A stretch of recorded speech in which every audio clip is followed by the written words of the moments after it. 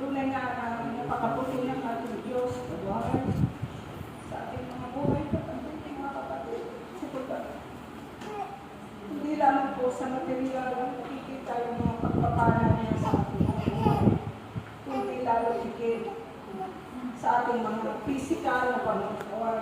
Kasi po yung every gising natin na tayo po'y malakas at may taglay na buhay at lakas, napakalaking blessing po ng ating Panginoon sa ating mga buhay. Ganun din po yung pag-alis natin sa umaga, sa buong maghapon na tayo po'y nagtatrabaho, at nakakauwi po tayo ng maayos, malusog at malakas ang pangangatawan sa ating mga tahanan. Isang napakalaking blessing din po yun sa ating ng ating Panginoon, mga kapatid.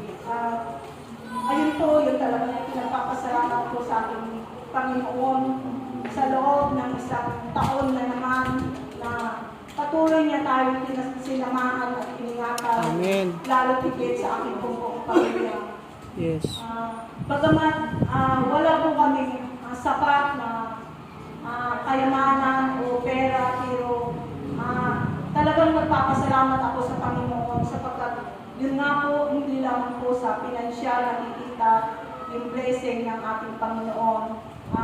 Ganun din po sa buhay ko at sa aking buong pamilya, na kung minsan po talagang mayroon po akong pinakikitaan sa aking mga anak na hindi ko nangihina po yung kanilang buhay, kanilang palataya, pero talaga kung itinadalangin ko sa Panginoon na huwag po silang bitawan ng Panginoon. Amen.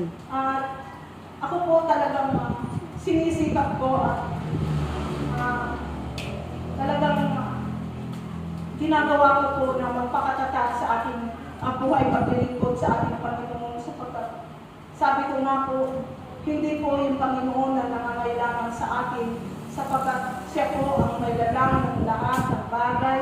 Amen. Siya ang Amen. nagbibigay sa atin ng lahat, kundi tayo po yung mas malaking may pangangailangan sa ating Panginoon. Kaya yun nga po mga kapatid, maraming pagsubok man ang dumaraan sa ating buhay.